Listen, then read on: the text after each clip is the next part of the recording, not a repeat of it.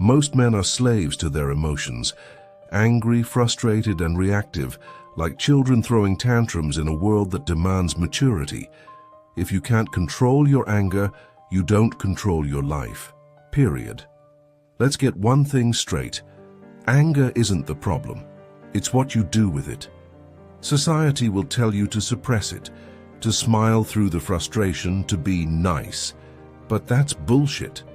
Anger is fuel. It's energy. It's a signal that something is wrong.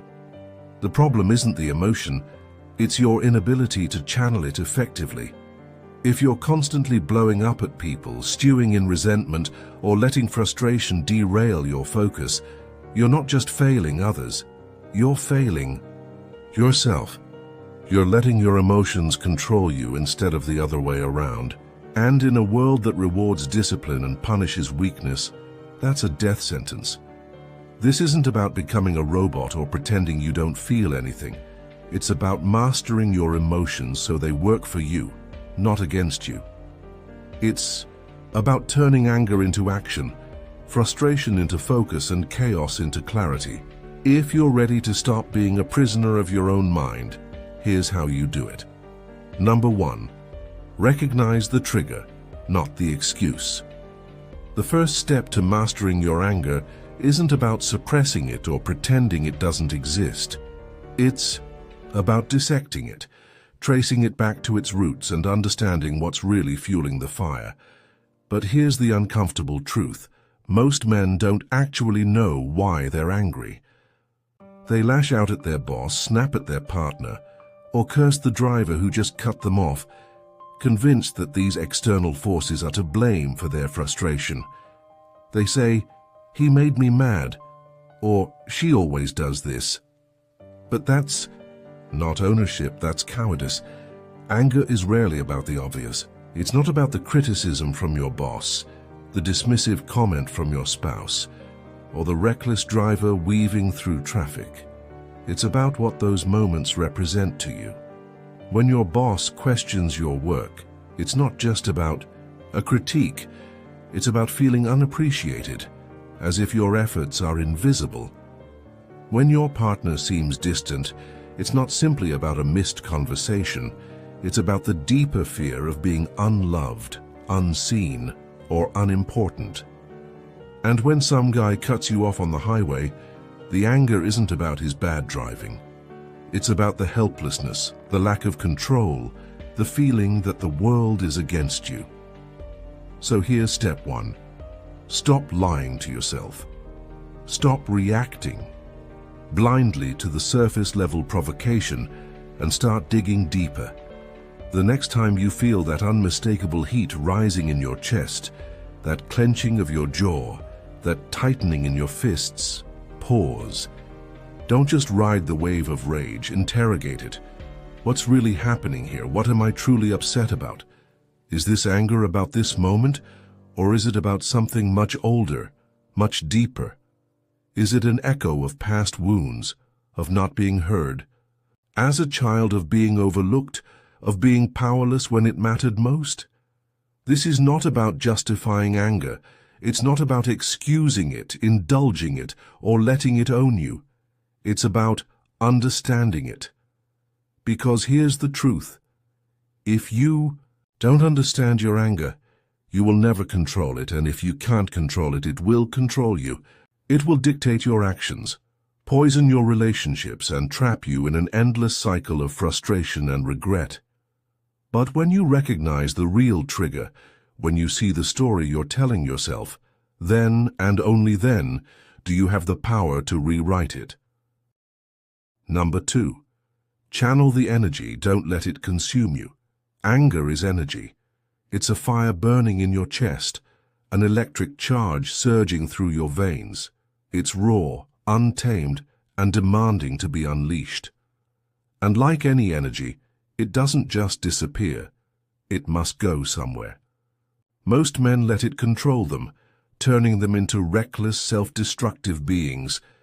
They slam fists into walls, shout until their throats are raw, or lash out at the people they love most. In that moment, they're not in control. Anger is, And that's weakness, that's surrender. The strong man, the man who refuses to be ruled by impulse, takes that same fire and forges it into something greater. He understands that anger is not his enemy. It's fuel, it's potential.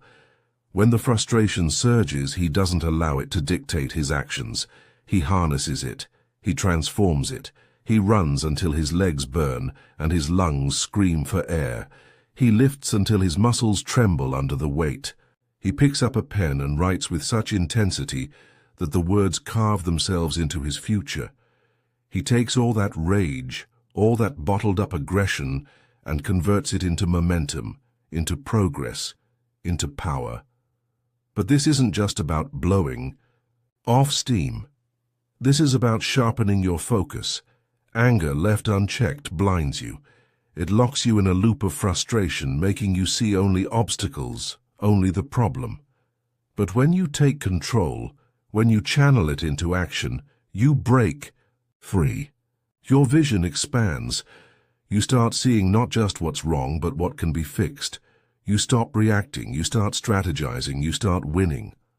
So the next time you feel that fire rising, don't let it burn you alive. Seize it, shape it, and use it to forge something unstoppable. Number 3. Practice Stoic detachment. Here's where most men falter. They take every glance, every word, every minor slight as a personal attack. Someone cuts them off in traffic, and their blood boils. So a stranger smirks at them, and they're ready to square up. A colleague offers criticism, and suddenly they're burning bridges they spent years building. But let's be clear, this isn't strength. It's fragility wrapped in bravado, a thin veneer of control masking an easily shaken core. The Stoics understood something most men today forget. True power isn't about dominating others. It's about mastering yourself. Life will throw punches, people will be rude, situations will be unfair, and setbacks will sting. But none of that has to dictate your state of mind. You can't control the storm, but you can control whether you let it drown you or push you forward. The next time you feel anger surging, ask yourself, is this within my control? If it is, act with precision. If it isn't, release it. Why let a reckless driver steal your peace? Why let your boss's bad mood dictate your confidence? Every time you react impulsively, you hand over your power. Every time you let an external force dictate your emotions, you become a puppet to circumstance. Detachment isn't apathy. It's strength in its purest form. It's the ability to stand firm while chaos swirls around you, to see with clarity when others are blinded by emotion, to make choices rooted in reason rather than reactivity. The man who masters detachment isn't weak. He's unshakable. And in a world that thrives on drama and outrage, that is the ultimate power. Number 4. Build a stronger mind. Here's the brutal truth, one that might sting but needs to be said. If you find yourself constantly overwhelmed by anger, frustration, or resentment, it's not because the universe is conspiring against you, it's because your mind isn't strong enough to withstand the chaos of life. A weak mind crumbles under pressure, sees every inconvenience as an injustice, and reacts emotionally to things that don't deserve such power. But a strong mind remains unshaken.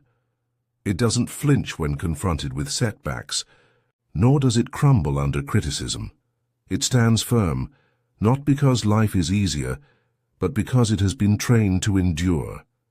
So, how do you forge mental strength? It starts with discipline, not the kind imposed by others, but the kind you impose on yourself. Meditate daily, not as an escape, but as a tool to sharpen your focus. Ever noticed how your thoughts scatter like leaves in the wind? Meditation teaches you to anchor them, to reclaim control over your own mind.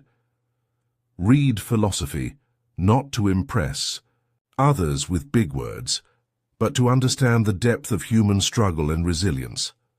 The wisdom of Marcus Aurelius, Seneca, or Epictetus can teach you that suffering is inevitable, but being consumed by it is a choice. Push yourself physically, not to sculpt the perfect body, but to prove to yourself that discomfort is not the enemy.